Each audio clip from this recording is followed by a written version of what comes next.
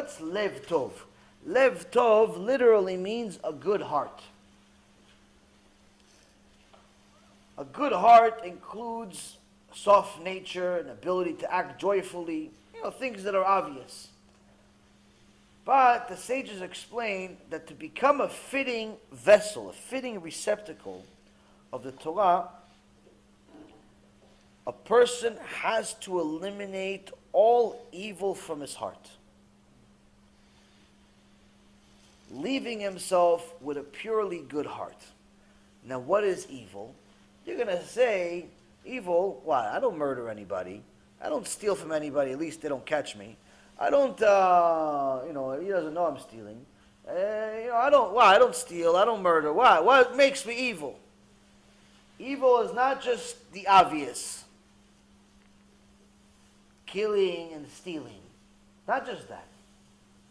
Evil is also what's in your heart, what you wish on other people. If a person has jealousy in his heart, he is evil. If every time you see your friend succeed, you start eating your heart, you see he just got a new car, you hate him for it. You see she just got a new house, you hate her for it. You see they just got a new house, you hate them for it. They just got a new job, you hate them for it. That's evil. That is the epitome of evil. Why? Why shouldn't they get it? Why shouldn't they? Why shouldn't Hashem give them a new car and a new house and better and food and kids? Why? Why not? Why don't you want them to have it? Why? Why is it costing you anything? Why don't people want other people to succeed? I never understood that. The root of jealousy is completely like craziness. It's the ultimate selfishness of everything. Just to be jealous, that means that you literally believe the whole world revolves around you and no one else is allowed to enjoy anything until you enjoy it and you don't want it anymore. Meaning, not only you don't want to share the toy, you don't want to share the candy bar, you don't want to share anything. No, not only that, but no one else is allowed to have their own toys until you play with it. Who had an attitude like this? The Greeks. The Greeks made a rule.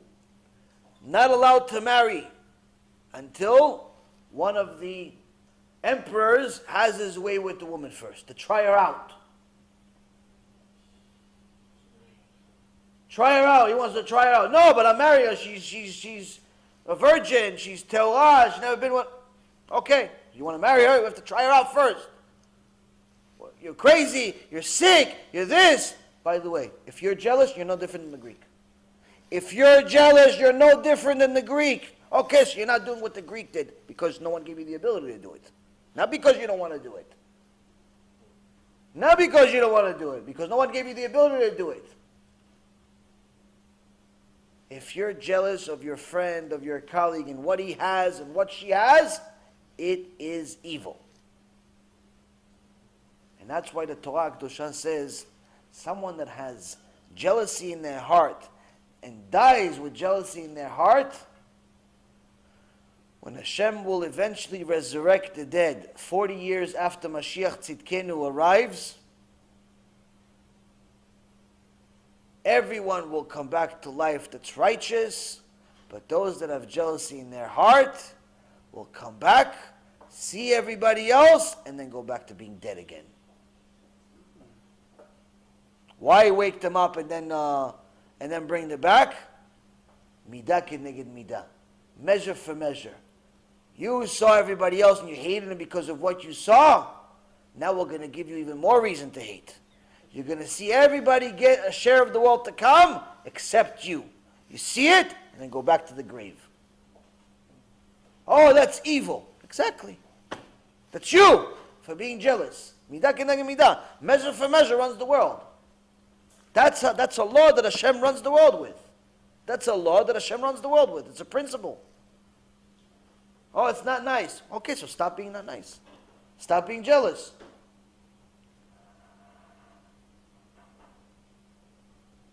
Rav Hirsch says that a person that is free of envy and jealousy is going to be free of hate, both in his mind and in his spirit, which is the ultimate freedom. People always talk about, oh, Am Yisrael used to be slaves, we're still slaves. Oh, the black people used to be slaves, they're still slaves. Oh, this one used to be slave, everybody's still slaves. All of humanity, almost 8 billion people, almost everybody is a slave. The only people that are not slaves are Bnei Torah. But not just anybody learns Torah, someone that doesn't have jealousy in his heart. As long as you have jealousy in your heart, you are 100% a slave. A slave to your desires, a slave to your hatred, a slave to things that are controlling you and are simply poison. Poison controlling your life. Every time you see somebody smiling, what do you do? You get annoyed. Why? Why is everybody so happy? Why everybody so this? Why are you so upset that they're happy? Why are you so upset that they have good stuff? It's poison. You're a slave. You're a slave to this poison. Slave to this poison. It's a spiritual slavery. If you need to get the newest iPhone every time it comes out, the newest car every time it comes out, the newest house, the nicest house, the biggest this, the biggest that, you're a slave. Doesn't matter how much money you have in the bank. If your life is materialism, constantly materialism. Why? Because you're constantly competing with everybody else. Oh, he expanded his house, I'm going to get another house. Now I'm going to expand my house, I'm going to get another house. I'm going to get 2 houses, put them together. He expanded his house, I'm going to get 2 houses and put them together. Sometimes you go to certain neighborhoods, you see the competition. For years, everybody was like normal, modest, decent, normal houses. All of a sudden, one neighbor decides to expand, put a balcony. Decides to put a balcony, decides to expand his yard, decided to add a floor, something. Miraculously, everybody else has the same idea. He expanded his garden, everybody else expanded it. He put a gate, everybody puts a gate. He's adding a floor, everyone wants to add a floor all of a sudden. All of a sudden, everybody wants, well, you lived in this house for 25, 30 years, everything was good. So what happened now? You have to do all this stuff. Oh no, it's the times. What times? What? You saw your neighbor?